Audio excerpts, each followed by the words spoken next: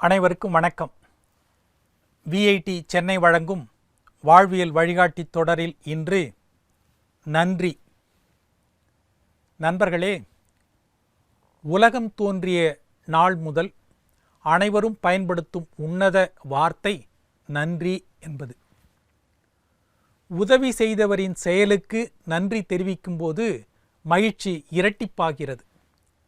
அவரை மேலும் உதவி செய்யவும் தூண்டுகிறது. இந்த மூன்றெழுத்து மந்திரச் சொல் மானுடத்தின் அடையாளம். இது தோன்றி மறையக்கூடிய நீர்க்குமிழி அல்ல.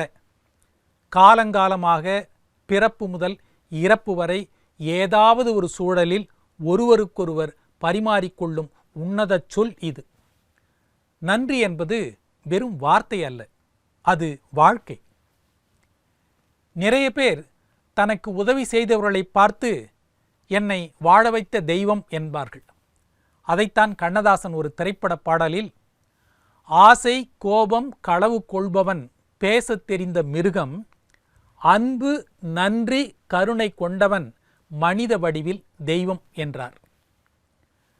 நன்றியின் முக்கியத்துவத்தை உணர்த்தும் வகையில் வள்ளுவர் கூட செய் நன்றி அறிதல் என ஒரு தனி அதிகாரத்தையே படைத்துள்ளார். செய் நன்றியை மறந்தவருக்கு வாழ்க்கையில் உயர்வே கிடையாது என்பதை எந்நன்றி கொன்றார்க்கும் உய்வுண்டாம் உய்வில்லை செய் நன்றி கொன்ற மகற்கு என்கிறார்.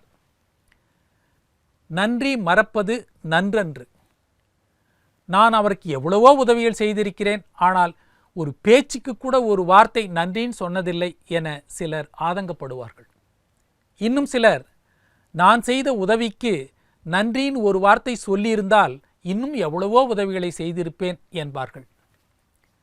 நன்றி என்பது ஒரு நேர்மையான உணர்வு.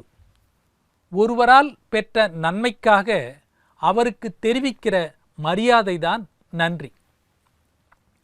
முதலில் நமக்கு இந்த உடலையும் உயிரையும் தந்து அதை பேணி வளர்த்து வளமோடு வாழ்வதற்கு தேவையான இயற்கை வளங்கள் நிறைந்த இந்த உலகையும் தந்தருளிய இறைவனுக்கு எவ்வளவு நன்றி சொன்னாலும் தகும்.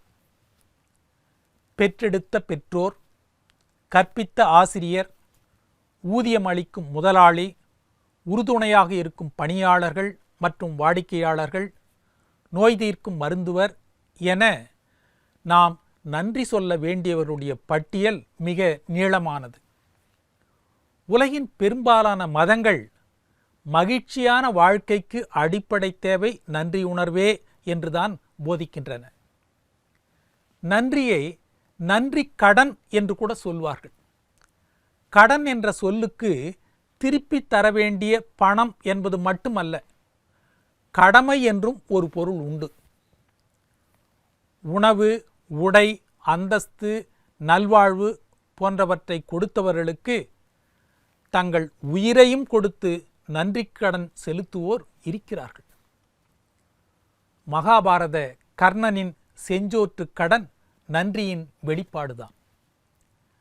மனித உறவுகளை மேம்படுத்துவதிலும் இறுக்கத்தை குறைத்து மனதை தெளிவுறச் செய்வதிலும் நன்றி எனும் பண்பு அதிகம் உதவுவதாக ஆய்வுகள் தெரிவிக்கின்றன. ஒரு மனிதன் செய்கின்ற பாவங்களுக்கெல்லாம் பரிகாரம் உண்டு. ஆனால் நன்றி கொன்ற பாவத்துக்கு மட்டும் பரிகாரமே இல்லை. எனவே பரிகாரம் இல்லாத பாவம் ஒன்று உண்டெனில் அது நன்றி மறத்தல்தான்.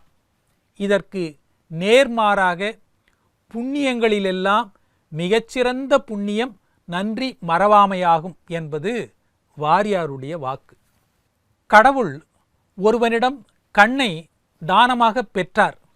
அவன் கண்ணப்பன். அவன் அன்பின் வடிவம். கடவுள் ஒருவனிடம் இரத்த தானம் பெற்றார். அவன் கர்ணன். அவன் நன்றியின் வடிவம். கடவுளிடம் யாசிக்கின்ற மனிதர்களின் நடுவே கடவுளையே யாசிக்க வைத்த மனித புனிதர்கள் இவர்கள். இவர்களின் மூலம் கடவுள் நமக்கு வலியுறுத்திய ஆன்மீகம் அன்பு, நன்றி ஆகியவைதான் என்பார் தவத்திரு குன்றக்குடி பொன்னம்பல அடிகளார். சிலர் தாங்கள் எழுதும் புத்தகங்களை குறிப்பிட்டவருக்கு காணிக்கையாக்கி தங்கள் நன்றியினை தெரிவிப்பது வழக்கம். கம்பர் தான் எழுதிய இராமாயணத்தில் தன்னை ஆதரித்த புரவலரான சடையப்ப வள்ளலுக்கு நன்றி தெரிவிக்கும் விதமாக 10 இடங்களில் அவரை பற்றி குறிப்பிடுகிறார். நன்றி சொல்வது சிறப்பு. ஆனால் அதை உதட்டளவில் சொல்லாமல் இதய சுத்தியுடன் மனத்தின் ஆழத்திலிருந்து பகிர்வதுதான் மேலும் சிறப்பு. மீண்டும் நாளை சந்திப்போம்.